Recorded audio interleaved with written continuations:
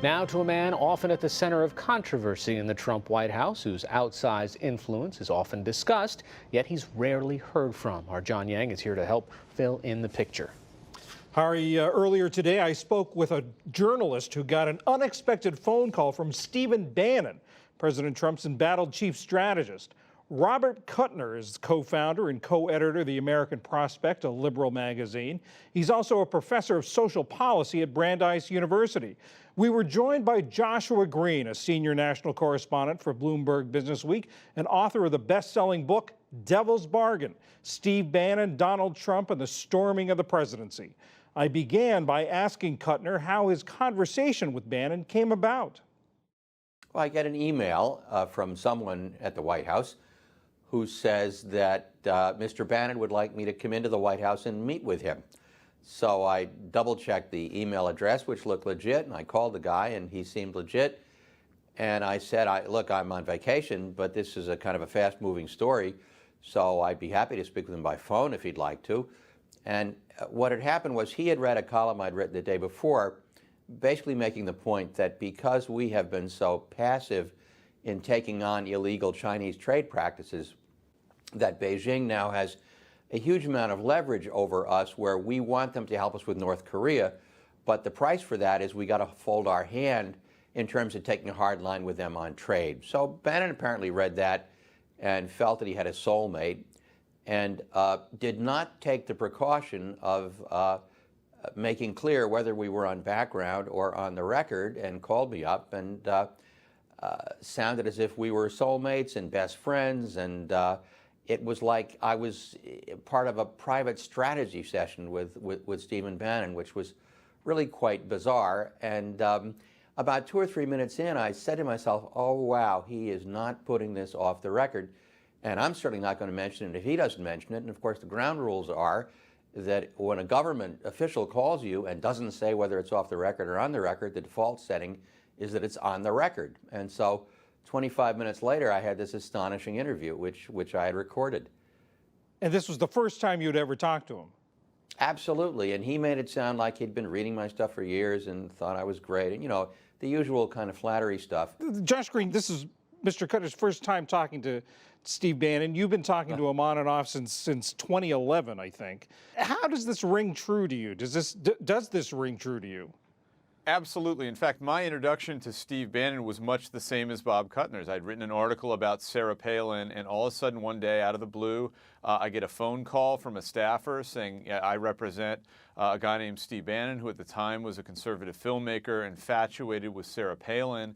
He said, Mr. Bannon read your latest article, and he'd really like you to get together and talk with you.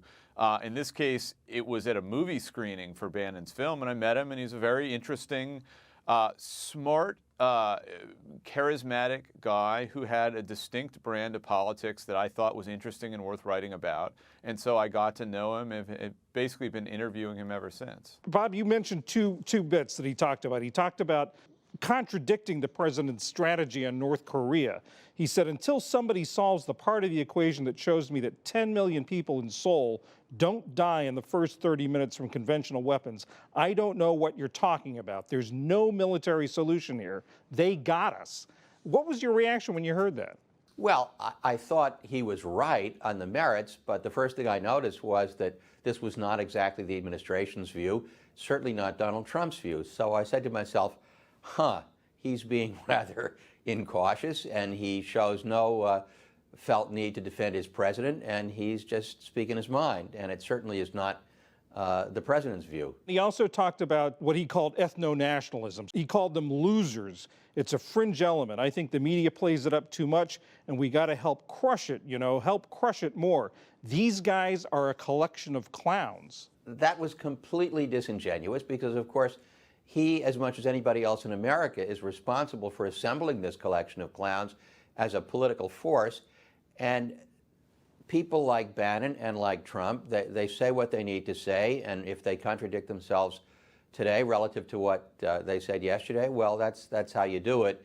And if he's trying to ingratiate himself with somebody who's an editor of a liberal magazine, The American Prospect, he's going to say what he needs to say to try and persuade me that he's not such a bad guy.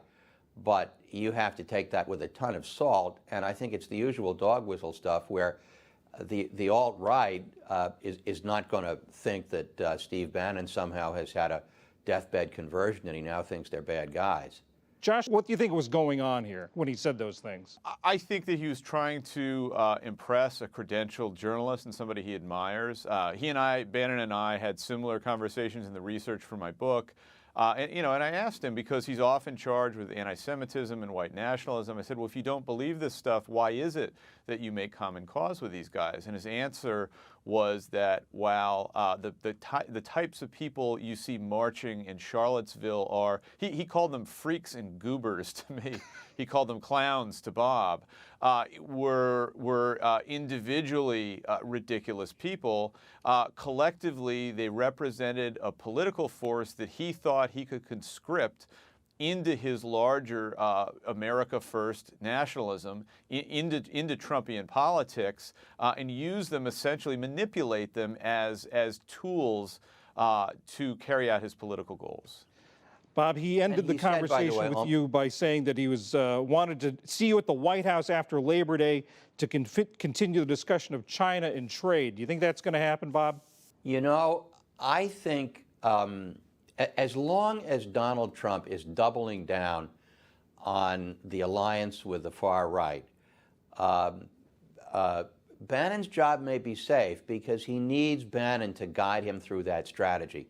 So I'm certainly not going to predict whether Bannon's job is safe, but I think the point is a lot of other people in the White House may be furious at Bannon, but there's only one person who counts, and that's Donald Trump.